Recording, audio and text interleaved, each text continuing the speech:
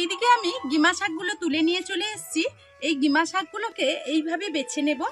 এর পাতা আর এই কুঁড়িটাকে আমি নিয়ে নেব, আর এই শক্ত ডাঁটাটাকে ফেলে দেব। এইভাবে যে বড় বড় ডাঁটাগুলো যেগুলো চলে এসছে সেইগুলোর এই পাতা আর কুঁড়িটাকে নিয়ে নেব।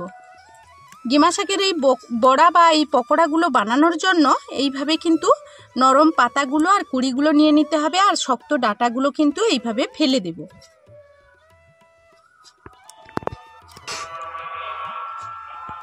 তো গিমা শাকটা আমি এইভাবে পরিষ্কার করে জল থেকে ধুয়ে নিয়ে চলে এসেছি। আর এখানে দেখো আমি রেখে দিচ্ছি একটা মিডিয়াম সাইজের আলু আমি নিয়েছি। এইরকম গ্রেটার নিয়েছি, আলুটাকে ছাড়িয়ে নিয়েছি, গ্রেটারে গ্রেট করে নেব।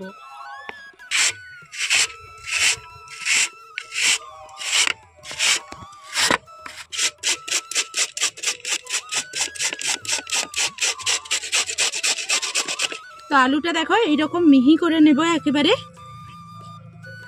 আলুটাকে আমি ভালোভাবে গ্রেট করে নিয়েছি। এখন জলের মধ্যে ধুয়ে পরিষ্কার করে নেব। 2 থেকে 3 বার খুব ভালো করে আমি পরিষ্কার করে নেব জলে ধুয়ে।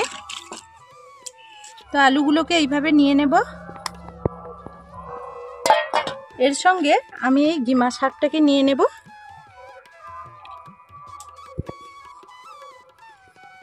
আমি যেহেতু এটা নিরামিষ করব, এই কারণে কিছুক্ষণ আগে থেকে আমি এই মুগ ডালটা ভিজিয়ে নিয়েছিলাম। এটা আমি এখানে দিয়ে দেব। শিলনোড়াইতে বেটে নেব, তোমরা চাইলে কিন্তু মিক্সিতেও বেটে নিতে পারো। আর এখানে আমি কয়েকটা কাঁচা পাকা কাঁচা লঙ্কা নিয়ে নিচ্ছি। এখন সবগুলো একসঙ্গে শিলনোড়াইতে বেটে নেব। আর বেশি জল দিয়ে বাটবো না, শুকনো শুকনো করেই বাটবো।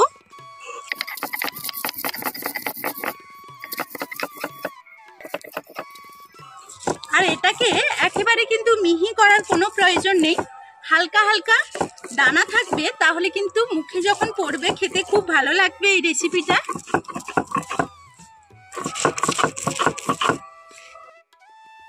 এখন আমি গিমা শাক আর আলুটা এখানে নিয়ে নিলাম, কারণ এই রকম পাত্রে হলে মাখাতে সুবিধা হবে এই কারণে।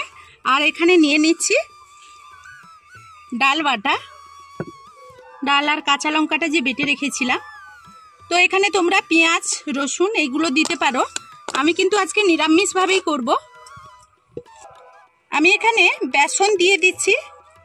বেসন আমি 3 চামচ এখানে নিয়ে নেব। আর নিয়ে নিচ্ছি চালের গুঁড়ো, এটাও আমি 3 চামচ নিয়ে নেব। এই চালের গুঁড়োটা আমি বাজার থেকে কিনে নিয়ে এসেছি। এখানে দিয়ে দিচ্ছি হলুদ। এখন দিয়ে দিচ্ছি স্বাদ মতো লবণ। আর তোমরা এখানে ঝাল লঙ্কা দিতে পারো, আমি দিলাম না কারণ কাঁচা লঙ্কা অনেকগুলোই দিয়েছি। আর এখন এই সবগুলো কিন্তু একসঙ্গে এইভাবে একটু মেখে নেব। হাত দিয়ে এই রকম মাখবো, আমি কোনো রকম জল এখানে দেব না।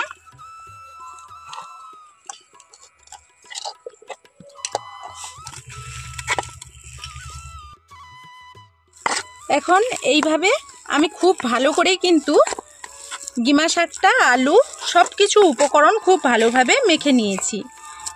এটাকে এইভাবে মেখে নিয়েছি। এখন আমি হাতটা পরিষ্কার করে ধুয়ে চলে আসবো। তো এইরকম আমি চ্যাপটা চ্যাপটা করে নিচ্ছি। হাতটা ধুয়ে পরিষ্কার করে চলে এসেছি। এইরকম গোল করে নেব আর এইরকম চ্যাপটা করে নেব।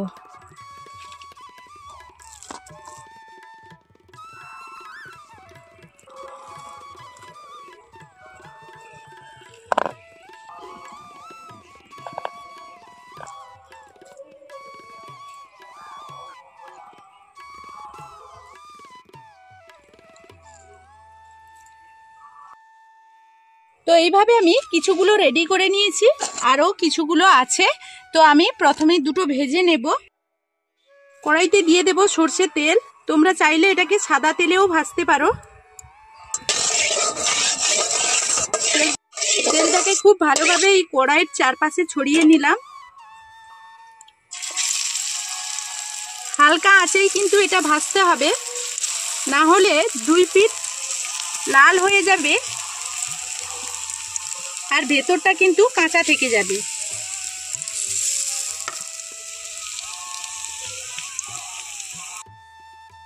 এখন আমি একটা পিঠ এরকম করে উল্টে পাল্টে দেব। তো হালকা আঁচেই কিন্তু একটু সময় নিয়ে এটাকে ভেজে নিতে হবে। আর তোমরা এটাকে চাইলেও ডুবো তেলে ভাজতে পারো। তো আমি অল্প তেলের মধ্যে এটা ভেজে নিচ্ছি।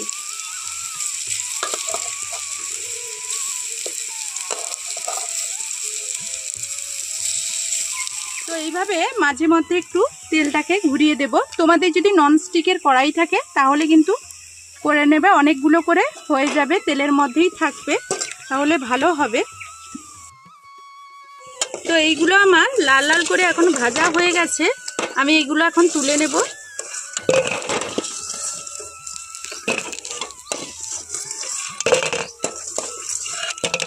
আর এইগুলো কতটা মুচমুচে হবে সেটা তো তোমরা আওয়াজ শুনেই বুঝতে পারবে।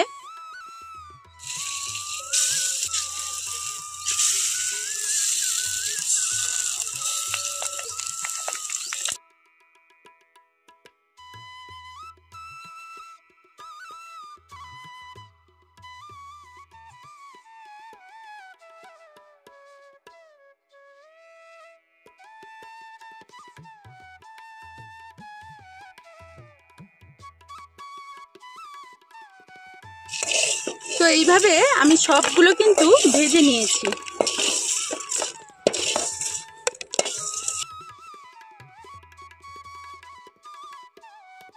তো বন্ধুরা, এখন কিন্তু আমি তোমাদের একটা কেটে দেখাচ্ছি, এটা কতটা সুন্দর হয়।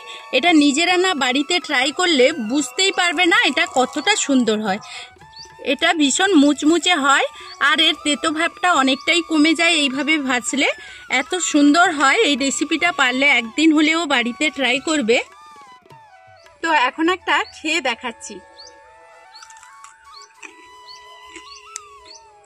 ঠিক এতটাই মুচমুচে আর এতটা সুন্দর হয়।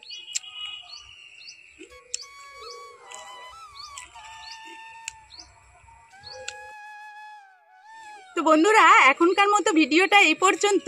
ফিরে আসবো নতুন কোনো ভিডিও নিয়ে। ততক্ষণ সবাই ভালো থাকবে, সুস্থ থাকবে।